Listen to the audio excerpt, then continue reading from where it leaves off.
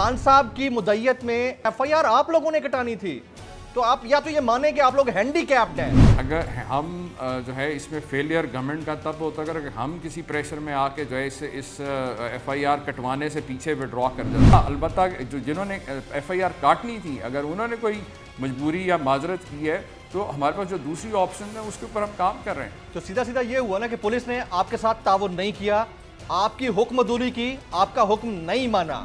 Of course इसी वजह से जो है वो जो यही मैं सुनना जो है सस्पेंड हुए और बाकी भी अब जो है वो अंडर इंक्वायरी है। मैं यही सुनना चाह रहा था सर, मैं बिल्कुल यही सुनना चाह रहा था। पंजाब के अंदर लेजिटिमेट पावर किसकी है? पंजाब हुकूमत की है ना। पंजाब हुकूमत ही कानून साजी कर सकती है, अपने डिपार्टमेंट को देख सकती है। गो के फेडरेशन की अपनी एक जिम्मेदारी होती है, उनका अपना एक इन्फ्लुएंस होता है। लेकिन अगेन आप ही लोग अपनी मर्जी के लोग लाते रहे हैं ना। माजी में भी 2-2.5 साल में 6 आईजीज चेंज हुए थे।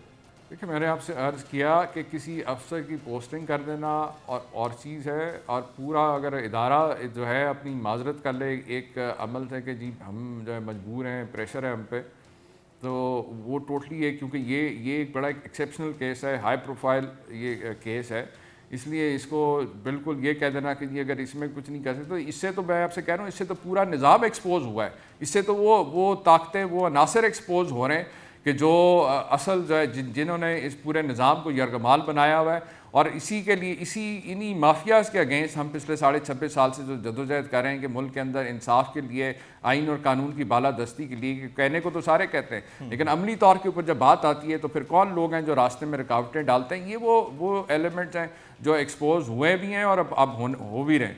आप लोग अभी तक ये फिगर आउट नहीं कर पाए कि वो कौन से एलिमेंट हैं जो रास्ते में रुकावट बन रहे हैं। ये सोचने वाली बात है। वैसे हम भी यही चाहते हैं कि ब्यूरोक्रेसी किसी भी पॉलिटिकल, इसमें फिगर आउट जमील करने वाली कोई बात नहीं है। मुझे एक बात बताएं, खान साहब ने जो 3 लोगों के नाम लिए उसके बाद क्या शख्स की गुंजाइश रखी? सबसे ताकतवर जो इस वक्त ओहदों के ऊपर बैठे हुए वो तीनों अशखास हैं। वज़ीर आज़म पाकिस्तान के ओहदे पे एक शख्स बैठा हुआ है, एक जो है इंटीरियर मिनिस्टर फेडरल बैठा हुआ है, दूसरा जो है वो एक हसास इदारे के इंतहाई अहम ओहदे के ऊपर जो है फायज है। तो सर एफआईआर तो आपने कटानी थी ना उमर चीमा साहब। मैं आपसे क्रॉस टॉक इसलिए कर सकता हूं क्योंकि आप में बड़ा तदब्बुर है, आप नजरियाती कारकुन हैं, आप बात को तहम्मुल से सुनते हैं। एफआईआर तो आप लोगों ने कटवानी थी। खान साहब की मुद्दत में या मुअज़्ज़म जिसका मर्डर हुआ, शहीद हुए इस सारे वाक़े में, उनके खानदान की मुद्दत में एफआईआर आप लोगों ने कटानी थी। तो आप या तो ये माने कि आप लोग हैंडीकैप्ड हैं, गैर फाल हैं पंजाब के अंदर। देखें, अगर हम जो है इसमें फेलियर गवर्नमेंट का तब होता अगर हम किसी प्रेशर में आके जो है इस एफआईआर कटवाने से पीछे विड्रॉ कर जाते हैं। हम तो एक इंच भी पीछे नहीं हुए।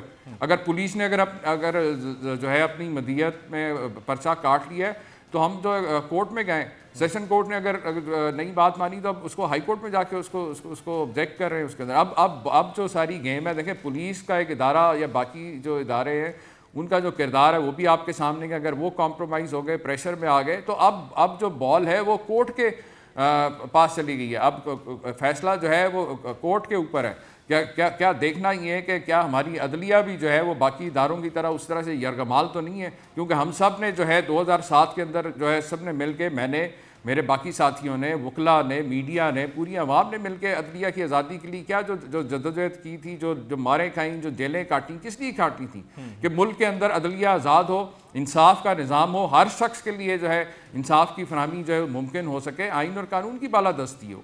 तो ये तो जो आप जो बात बार बार कह रहे हैं कि जी कोई हमारी तरफ से कोई आया कि हम कटवानी बिल्कुल हमारी जिम्मेदारी थी और हम अपनी जिम्मेदारी से बिल्कुल हम पीछे नहीं हुए, ना ही हमने कोई कॉम्प्रोमाइज़ कोई प्रेशर में आके कोई उसके ऊपर विड्रॉल किया है, ना एक कदम पीछे नहीं हुए।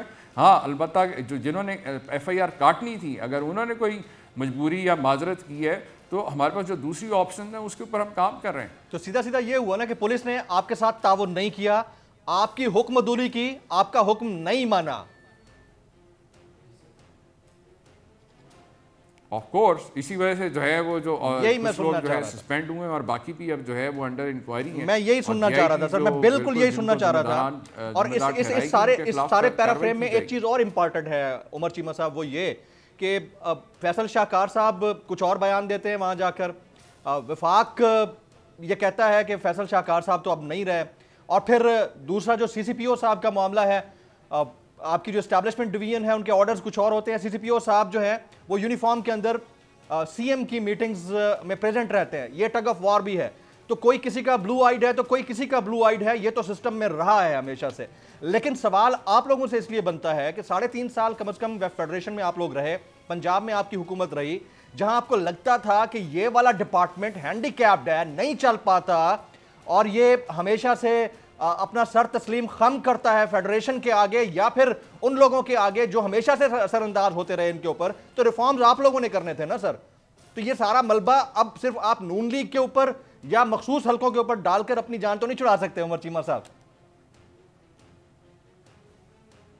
मैं बिल्कुल किसी के गले डाल के कोई जान छुड़ाने वाली बात नहीं कर रहा हूँ। जो हकायक है वो आपके सामने, और ये सिर्फ एक पुलिस का इदारा नहीं, पूरा निज़ाम ही कमाल बना हुआ है।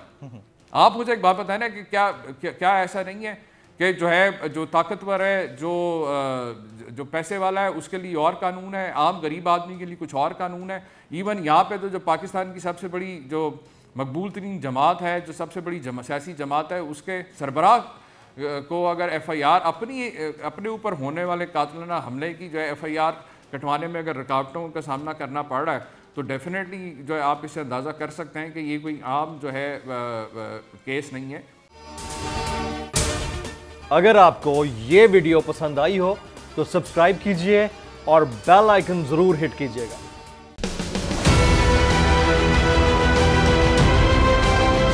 बोल ने हमेशा हक और सदाकत का साथ दिया, सच के साथ खड़ा रहा।